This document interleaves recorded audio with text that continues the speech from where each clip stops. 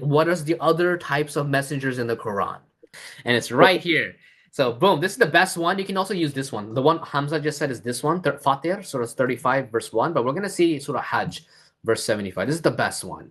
Okay, so 2275. This is the best one I find. There's nothing. This is the most straightforward and no doubt. Allahu yastafi. Allah chooses minal malaika rusula. So Allah chooses the angels, messengers. So angels and wa minan nas. Now look how Allah says this.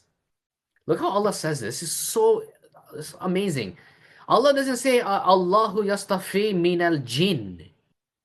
He says from the angels. Remember, the angels are like prophets for humans. So angels are, what are angels? So Allah chooses from the angels messengers and from mankind.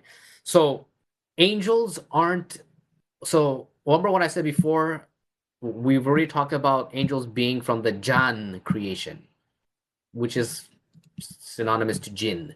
Okay, Jan Allah uses.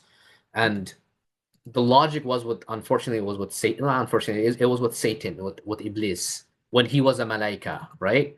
He's an angel, and he had to prostrate. He doesn't prostrate, and he describes himself. You know, you created me from fire, and created him from clay, right? So he describes what are angels. They're created from fire, and the other famous spot is in Surah 15, 20. I will say, let's try 27. Oh man, right on the dot. Okay, let's go to 26 actually though. That was the perfect verse though. Let's go to 26. So here Allah says, we most definitely created insan min salsalin min hama'in masnun. So we created mankind, or the man, out of clay from altered black mud. And then the next verse, wal jan, we created him or it, khalaqnahu, it or him, actually in singular, from before humans, naris samun.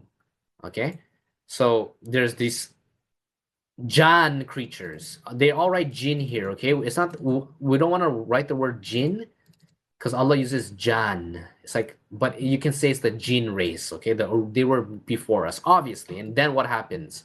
Allah says, and when we said to the angels, I'm creating human beings. So that means the angels here are from the Jan creation. It's meaning they're like the prophets, like us humans. And in the Malaika, they're only masculine. They're only males, angels. Okay, so all prophets are males, right? In the Quran, there's not a single female prophet, right? Not just in the Quran, but in the Bible, same thing. Allah never changed that. Does that mean all humans are males? Of course not. We have women in the world. But that's what I was trying to say. The angels are like prophets.